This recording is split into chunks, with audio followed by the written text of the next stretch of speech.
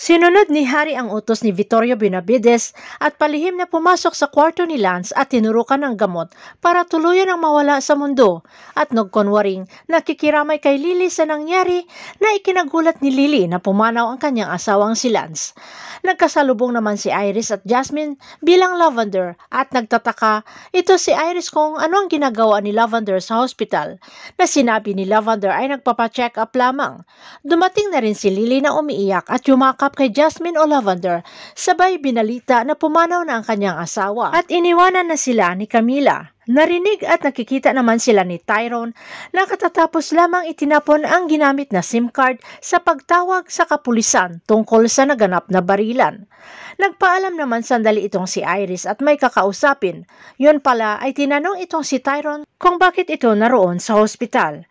At para hindi mabuking ang sinadyang hindi pinuruhan si Lance ay para lang umano tatapusin niya ang trabaho at baka ituturo hindi lang siya kundi pati ito si daddy niya Vittorio Benavides na mastermind. Pero biglang nalungkot at umiba ang mukha ni Tyrone na nalaman mula kay Iris na wala na itong si Lance na tinuluyan na ni Harry.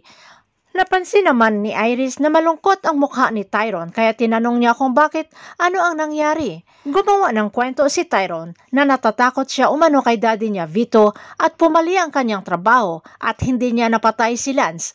Kaya hindi siya tanggapin ulit ng daddy ni Iris at baka siya ang isusunod na ipapatay nito.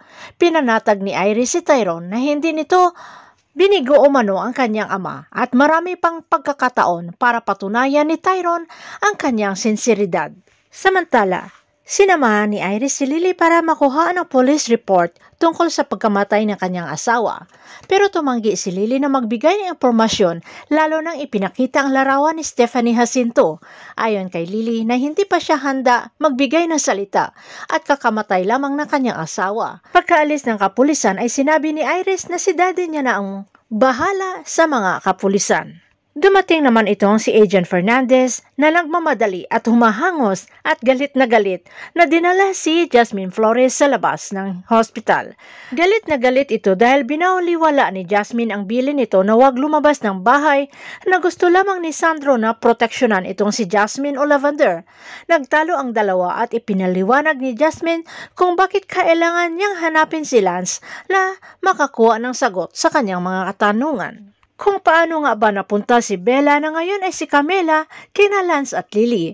Iyon pala, ng araw nang nanganak si Jasmine ay nanganak rin si Lily pero ito ay patay at kinuha ni Lance si Bella kapalit ng buhay ni Jasmine na hindi niya ito itinuro kina Harry at Vito. At ang tungkol kay Bella ay walang kaalam-alam si Lily na anak ito ni Jasmine Flores ang itinuturing niyang anak. Nakiusap si Jasmine kay Agent Fernandez na kailangan nilang mabawi ang kanyang anak na si Camila. Samantala hinatid ni Sandro si Jasmine kina Ma'am Aster Fields.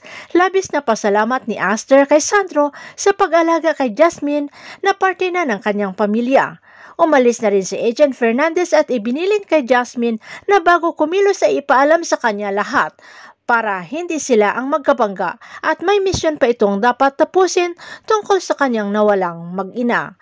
Pagkaalis ni Agent Sandro Fernandez ay lumapit si Ma'am Aster na alam na may pahiwatig at kitang-kita ni Ma'am Aster na may gusto si Agent Fernandez dito kay Jasmine Flores. Natanong ni Ma'am Aster kung may naramdaman si Jasmine para kay Sandro. Kahit katiting lamang. Pero malalim pala ang sugat na iniwanan ni Tyrone na pagkatapos niloko si Jasmine ay hindi na ito magtitiwala at magpapaloko. Isang payo ang ibinigay ni Ma'am Asterfield kay Jasmine na huwag isara ang kanyang puso lalo na nakita niyang mabait, maasahan at mapagkatiwalaan at sincero itong si Agent Fernandez. Bubuksan kaya ang puso ni Jasmine Flores dito sa kay Agent Sandro Fernandez gayong paparating na o magkikita na sila ni Tyrone de Vera? Abangan na lang natin ang susunod na episode dito sa Lavender Fields.